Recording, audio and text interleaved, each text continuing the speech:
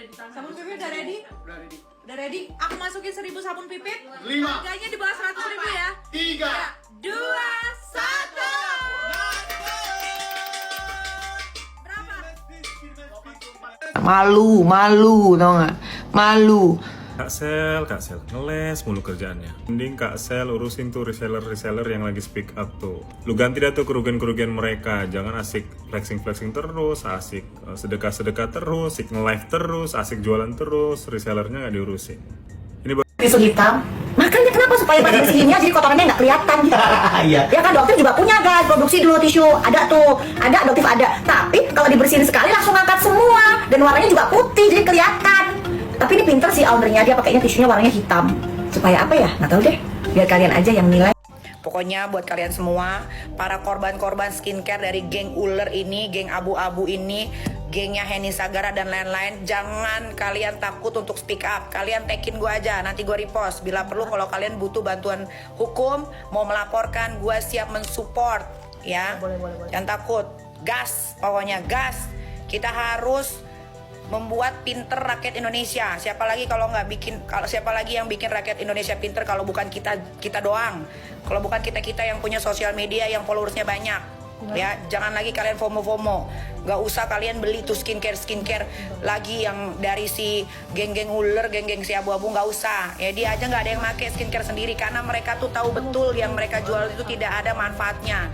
Lebih banyak modorotnya, berbahaya. Terus dorong ya agar pihak kepolisian untuk benar-benar menelusuri dan mengkaji terkait kasus skincare ini, bukan hanya pada diduga tersangka Nikita Mirzani tapi juga pada si pelapor karena dia ini pemilik skincare ya. Kita harapkan ini menjadi konsen juga bagi pihak kepolisian. Karena Ratu Flexing mulai ketakutan kalau sampai doktif screenshot sebarin bukti transfernya gitu ya, karena jelas PT-nya jelas banget. Jadi gitu, jadi bujernya itu ditawarin uang M, tapi doktif ingetin hati-hati. Kan kamu ditawarin tuh, nanti kamu dibilang pemeras, gitu lagi nanti ujungnya. Hati-hati, doktif bilang nanti karena si Ratu Flexing ini luar biasa nih bulusnya nih. Ratu Flexing ini di negara seberang ininya banget, licinnya tuh luar biasa guys. Tapi terlihatnya alim loh ya, terlihatnya alim, santun, halus, suka bagi-bagi mukena. Nah itu banget ya, gitu. Ternyata dibalik itu semua doktif sendiri tertipu jujur, tapi dia memakan umpan yang doktif kasih.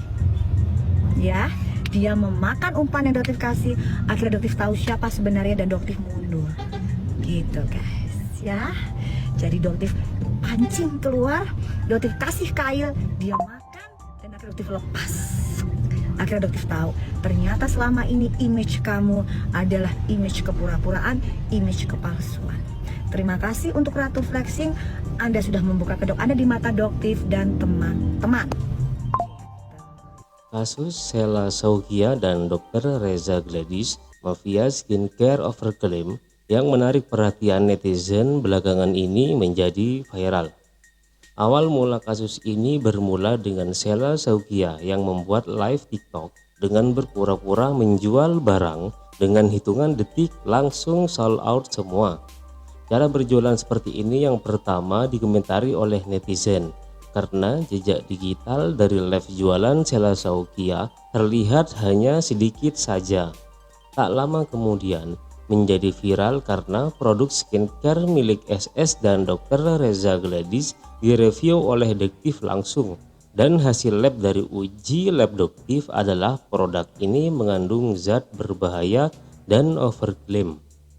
Mendengar itu, Dr. Reza bersama SS menghubungi Nikita Mirzani agar dirinya tidak mereview produk skincare miliknya dan dibayar dengan harga 4 miliar rupiah.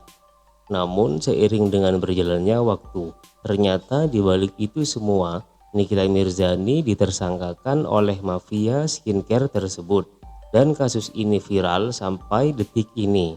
Kenapa di Indonesia masih ada hukum yang demikian cepat mentersangkakan orang? Nah, ini kan saudari NM selalu menyindir. Jadi masalah itu hak dia, mau dia nyatakan itu hak dia, nggak jadi masalah. Mau dia katakan 40M, 1 triliun itu urusan dia. Iya, Nggak nggak sama masalah. itu. Kita soal tentang utang piutang tuh kita sama sekali nggak keganggu. Yang namanya berbisnis, ya utang piutang itu hal yang biasa. Ya, Pengusaha pastilah. manapun, ya negara aja ada utang piutang. Yang jelas berdampak sangat merugikan kita gitu. Omset penjualan mungkin menurun. Turun nggak sih kak? Sangat. Sampai berapa persen mungkin turunnya? Ya lumayan lah, artinya nggak seperti dulu lah gitu ya. Artinya berdampak lah gitu pada usaha kita gitu. Kedepannya ini ada pengurangan dari karyawan kan nanti. Gimana? Dampaknya ini Ada dampaknya nggak sih bang? Ada pengurangan karyawan. Kita sampai pengurangan karyawan. Berapa? Ya, Berapa ada orang? banyak. dari tim produksinya atau Tim pengerja atau dari dari produksi pabrik juga ya berdampak banget lah. Dari produksi pabrik kita berdampak, dari karyawan kita juga sangat terdampak, dan ini bukan hanya di kita aja, nanti juga di orang lain. Di perusahaan lain juga. Di perusahaan lain. Ini jadi makin makin menguatkan bahwa hukum di Indonesia itu bisa dibeli. Banyak yang berkomentar bahwa Nikita Mirzani adalah korban dari kejahatan hukum. Dikabarkan kasus ini menjadi naik dan viral karena diangkat oleh DPR Komisi 9 yaitu Uya Kuya. Banyak netizen yang geram dengan tingkah Uya Kuya yang semena-mena mengangkat kasus ini. Ternyata Sheila dan Reza inilah yang sebenarnya mafia skincare bodong. Banyak juga praktisi hukum yang mengatakan bahwa Nikita Mirzani tidak bersalah dan kasus ini bisa berubah 90 derajat di meja persidangan nanti. Jejak digital masih banyak. Udah bagus tuh diterima di Komisi 9, pakai bohong lagi. Pakai mukanya si Reza dimelas-melasin. Udah muka lu udah begitu aneh. Enggak usah lu digini-gini. Mukanya dia tuh gitu. Udah di Komisi 9. Kan ada tuh di TikTok. Mukanya gini.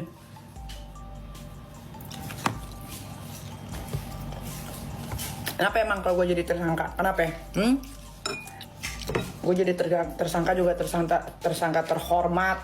Nah, makanya saya bilang hukuman yang tertinggi itu kan terkait PKPU, ya nggak, terkait pencucian uang ya, dan terkait pemerasannya itu kan di bawah 5 tahun. Jadi polisi tidak serta-merta menerapkan tindak pidana pencucian uang itu yang ancamannya 15 tahun terus penjara. Pasti yang dikedepankan adalah tindak pidana pemerasannya dulu. Jadi tidak bisa ditangkap gitu loh. Awalnya kan di sana gitu loh. Nah dari nanti kalau pengembangannya ditemukan, nah baru saya yakin belum ditemukan terkait undang-undang pemerasan itu, undang-undang pencucian uang itu ya? pencucian uangnya itu ya. Jadi lebih fokus pada pemerasannya. Jadi tidak bisa kalau dilakukan penangkapan secara langsung seperti itu. Jadi harus salah satu dulu gitu loh. Karena itu adalah pengembangan dari dugaan pidana awal seperti pemerasan.